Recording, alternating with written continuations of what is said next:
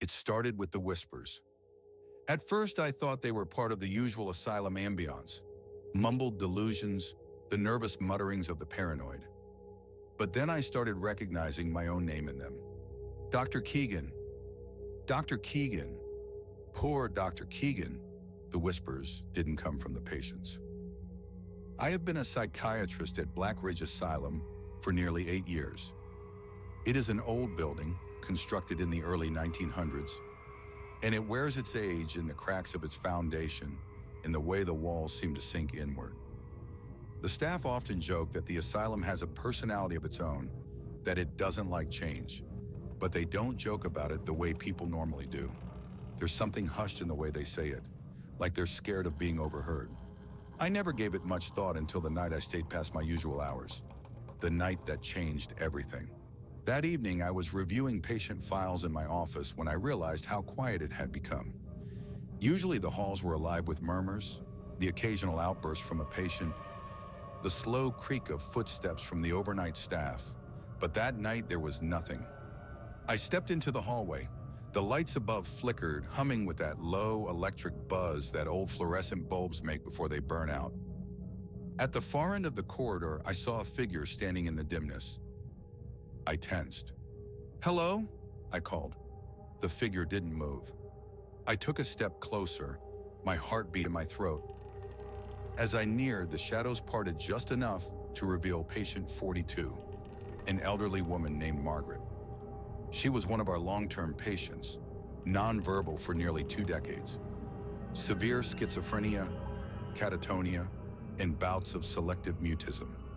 She had never spoken to me before. But now, her lips moved. I strained to hear. "You should leave, Dr. Keegan." A chill ran up my spine.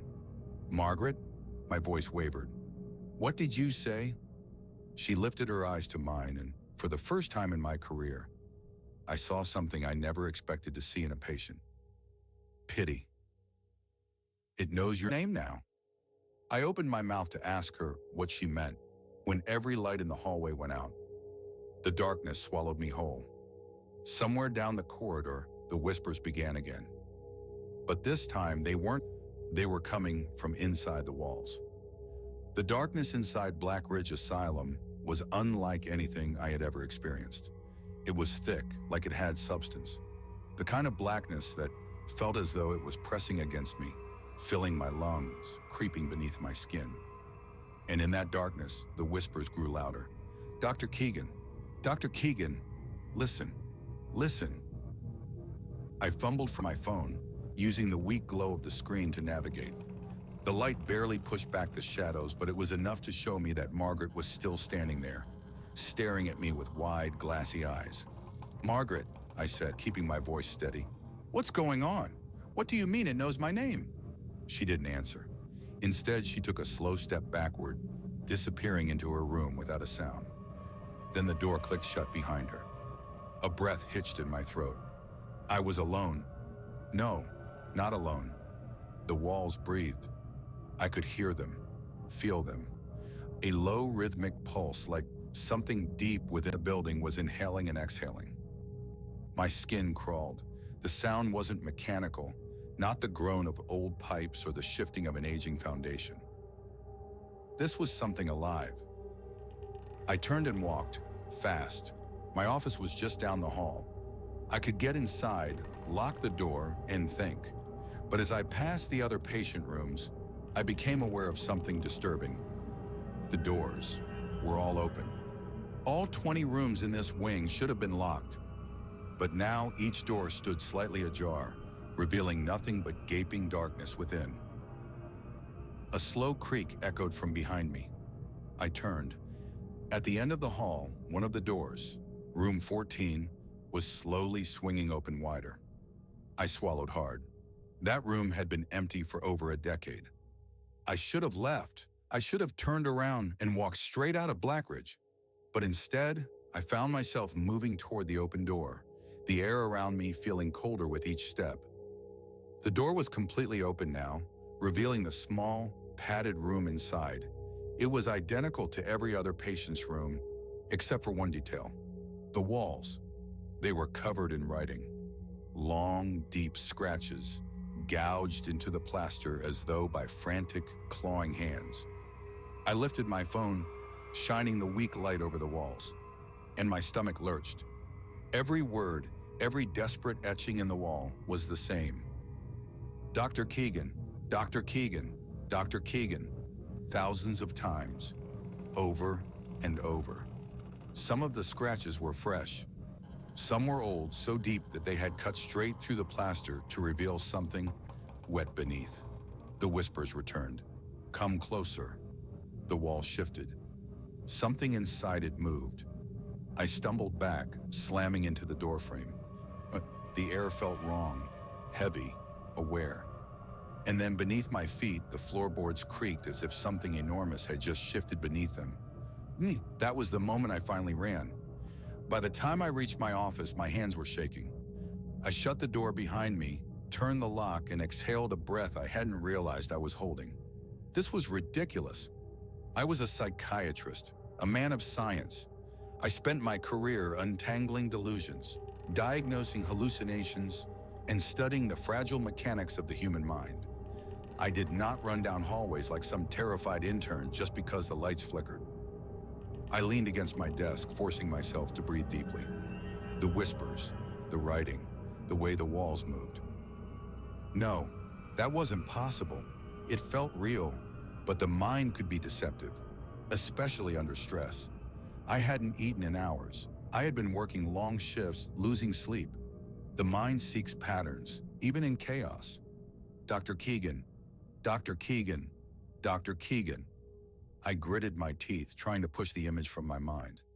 Maybe the scratches on the wall weren't my name. Maybe I had seen something vaguely similar, and my brain had filled in the rest. It wouldn't be the first time. And the whispers? Blackridge was an old building, a crumbling building.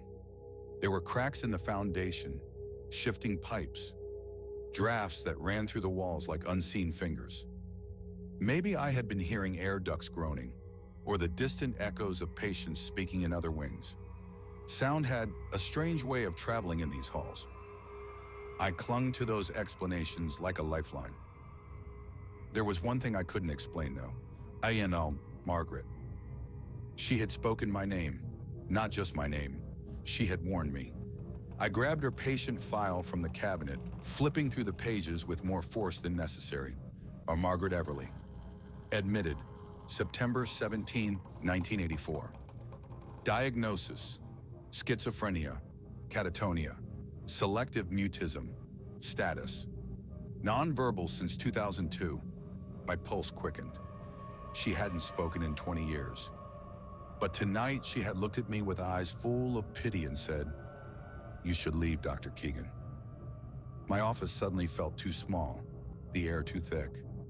I pushed the file away, rubbing my temples. There had to be an explanation. I needed to ground myself. I forced myself through the usual checklist. Lack of sleep? Yes. Possible hallucination from exhaustion? Unlikely, but not impossible. A shared delusion? No, Margaret had spoken before I saw anything. An elaborate patient prank? Not likely, she had been locked in her room. My own subconscious projecting my anxieties? Maybe. But that didn't explain the open doors, or the fresh scratches, or why the walls felt like they were breathing. I stood up too quickly, knocking over my chair. This was absurd. I was overthinking things. The brain is wired to seek meaning in patterns, even when none exist. That was one of the first things we learned in psychology. The human mind can be manipulated by stress, darkness, and paranoia. I just needed sleep. Yes, that was it. I would go home, rest, and when I came back in the morning, this would all seem ridiculous. I grabbed my coat and unlocked the office door, determined to put this nonsense behind me. But as I stepped into the hallway, I froze. Because every single door that had been opened before, every gaping, black-mouthed patient room was shut. Not just shut, locked. I swallowed hard, and then faintly from somewhere inside the walls, "Good night, Dr. Keegan." I left the asylum without looking back. I didn't realize I was holding my breath until I reached my car. The night air was cold against my skin, a stark contrast to the suffocating weight of the asylum's halls. I forced myself to take slow, measured breaths as I fumbled for my keys, trying to ground myself. You're fine. It's stress, exhaustion. You need sleep. But as I turned the key in the ignition, a thought crept in, uninvited. What if it doesn't stay there? I shook my head, cursing myself for the ridiculous notion. Blackridge was a decaying building full of mentally ill patients. I had let my imagination get the better of me. That was all. And yet as I pulled out of the parking lot, I glanced at the rearview mirror. A figure stood in one of the asylum's darkened windows. I couldn't see a face, just a silhouette, motionless, watching. I blinked. The window was empty. I gripped the wheel tighter, refusing to acknowledge the tightness in my chest. I wasn't playing into this. I wasn't. By the time I reached my house, exhaustion had begun to settle in. My body ached from tension I hadn't realized I was carrying, and all I wanted was to collapse into bed. The moment I stepped inside, the familiar scent of my home wrapped around me. Old wood, faint traces of coffee and books. Normal smells, comforting smells. I let out a slow breath. I was fine. I locked the door behind me and tossed my coat over the chair. The house was silent, save for the soft hum of the refrigerator and the distant ticking of the wall clock. Still, unease clung to me. I moved through my usual routine on autopilot, washing up, changing into a t-shirt and sweats, checking my phone, a few unread messages from colleagues, nothing urgent. Then I climbed into bed. I stared at the ceiling, my mind refusing to quiet. The whispers, the shifting walls, Margaret's warning, no, stop. I turned onto my side, determined to sleep. The house settled around me, the usual creaks and groans of old wood shifting with the night air. Creak, a normal sound. Creak, just the house. Creak, coming from the corner of the room. My eyes snapped open. I lay perfectly still, every muscle locked in place. The sound hadn't come from outside. It had come from inside my bedroom. Slowly, stiffly, I turned my head toward the corner. The chair by my desk sat in its usual place, empty. The window was shut. Nothing was there. I exhaled shakily. Get a grip, Keegan. I rolled onto my other side, facing away from the corner, and pulled the blankets up. I was just drifting into uneasy sleep when I heard it, a whisper, right beside my bed. Dr. Keegan. I stopped breathing. The air around me felt thick, heavy, wrong. I could feel something just beyond the edge of my vision, hovering behind me. I couldn't move. I couldn't breathe. The whisper came again, soft, almost playful. You didn't say goodnight, I snapped. I threw myself upright, turning toward the voice. But there was nothing there. The room was empty. But the air was still thick, charged with something I couldn't name. My skin prickled. I reached for the lamp on my nightstand and turned it on. The warm glow filled the room, chasing away the darkness. But the feeling remained. I wasn't alone. I sat there, hard hammering, staring into the empty space beside my bed. Then slowly I turned my gaze to the far wall, to my bedroom mirror. I wish I hadn't, because in the reflection I saw something standing behind me. It wasn't a shadow. It wasn't me. It was tall, too tall, its head tilted at an unnatural angle, its mouth stretched in something that might have been a smile. And it was whispering my name. The light in my room flickered. And then the reflection moved. Not the way a reflection should. It stepped forward. I lunged for the lamp, slamming it off, and in the darkness, I heard it breathe. I didn't sleep that night. After the reflection moved, after I heard it breathe, I kept every light in the house on. I paced the living room until dawn, drinking cups of coffee I never finished, heart pounding in my throat. The air inside my house still felt wrong, like something was watching, waiting. But I never saw it again. Not in the mirror, not in the corners, not in the spaces just outside my vision. And that was worse, because I knew it was still here. I spent the next day researching sleep paralysis, auditory hallucinations, hypnagogic states, anything that might explain what I had experienced. But none of those things should have followed me home.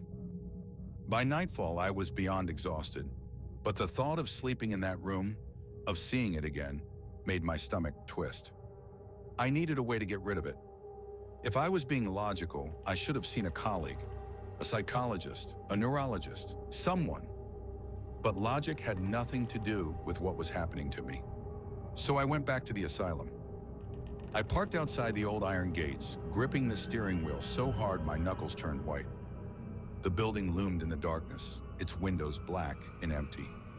The security lights cast long, spindly shadows across the courtyard. I didn't want to go inside, but I had to. My keycard still worked. As I stepped through the heavy doors, a wave of stale, antiseptic air rushed over me. The silence was absolute. No staff, no patients, no sounds of life. Blackridge was sleeping, except for me. I moved quickly through the corridors, forcing myself not to hesitate. The air felt thick again, pressing against my skin, but I ignored it. I had a plan. I didn't know if it would work, but I had to try. I went back to room 14. The door was shut. I hadn't shut it. For a long moment, I just stood there, my own breath too loud in the silence. Then I placed my hand on the doorknob. It was warm. I swallowed, turned it. The door swung open. Inside, the walls were clean. No scratches, no writing, no evidence of what I had seen before. But I knew it was here, waiting, watching. I stepped inside. "You should leave, Dr. Keegan." I turned sharply. Margaret stood just outside the door, her frail frame barely more than a shadow in the dim light. Her voice was small, weak, but it held certainty. "It's still in you." My stomach turned. "What?" "It won't let you go now." A slow creak echoed through the room. The door was closing. I lunged for it, but slam. Oh, the lights in the hallway flickered. The temperature plummeted, and behind me, the walls began to whisper. "Dr. Keegan, Dr. Keegan, Dr. Keegan." I spun around. The scratches were back, thousands of them, but they had changed. Before, they had only been my name. "Now let us in." The walls were moving, bulging, pulsing, like something was pressing from the inside. The floor beneath me trembled. Then the door creaked open again. Slowly, I turned. Margaret was still there, but she wasn't alone. Something stood behind her. Tall, too tall. Its mouth stretched into something that might have been a smile. It raised a hand. Long fingers curled against the doorframe. It leaned in and whispered something just for me. I screamed. The lights exploded and the walls swallowed me whole. Dr. Andrew Patel arrived at Blackridge Asylum on a cold October morning. His predecessor, Dr. Keegan, had disappeared without a trace 2 weeks prior. The official story was simple. He walked out and never came back. His car was found parked outside the asylum's gates, untouched. His house, undisturbed. No signs of struggle, no signs of forced entry, no indications of foul play. Just gone. There had been murmurs, of course, rumors among the staff. Maybe he had a breakdown. Maybe he was hiding something. Maybe he didn't walk out at all. Patel didn't put much stock in asylum gossip. He was here to do a job, evaluate the remaining patients, stabilize the team, and restore order. That's what he told himself, at least. So why did Blackridge feel wrong? The air in Keegan's old office was stale, like the room had been sealed for longer than 2 weeks. Patel let out a slow breath as he stepped inside. The walls, once a pale hospital white, seemed off. The paint had darkened, like something had seeped into it. There were faint, almost imperceptible scratches near the desk. And the smell, something damp, earthy, like breath against cold skin. Patel shook it off. His predecessor's files were still scattered across the desk, patient reports, notes, in a single folder left open. Patient #42, Margaret Everly. He skimmed the pages. Nonverbal. Admitted 1984. Resistant to treatment. His gaze flickered to a handwritten note in the margins. She spoke to me. She warned me. She said it knows my name. Patel frowned. He flipped to the next page. Scrawled hastily at the bottom. Not in Keegan's handwriting. Help me. His pulse quickened. A soft creak echoed behind him. Patel turned sharply. Nothing. The office was empty. Just his mind playing tricks on him. Right? By noon, Patel made his rounds, stopping at patient 42's room. Margaret Everly sat in the corner, her frail hands folded in her lap, eyes unfocused, unblinking. A nurse stood beside him. She hasn't said a word in 20 years. Patel nodded, scanning the patient notes. Something cold settled in his stomach. Margaret had been completely nonverbal for 2 decades, until 2 weeks ago. The same day Dr. Keegan disappeared. The notes were brief, almost uncertain. Patient spoke single phrase, directed at staff. Unclear meaning, has not spoken since. Patel looked at her. Margaret, he said carefully. Can you hear me? Nothing. He took a slow step closer. Margaret, do you know what happened to Dr. Keegan? She blinked. A long, shuddering breath left her lips. And then she spoke. Her voice was dry, hoarse, but clear. Poor Dr. Keegan. Patel's throat tightened. Margaret slowly lifted her gaze to meet his.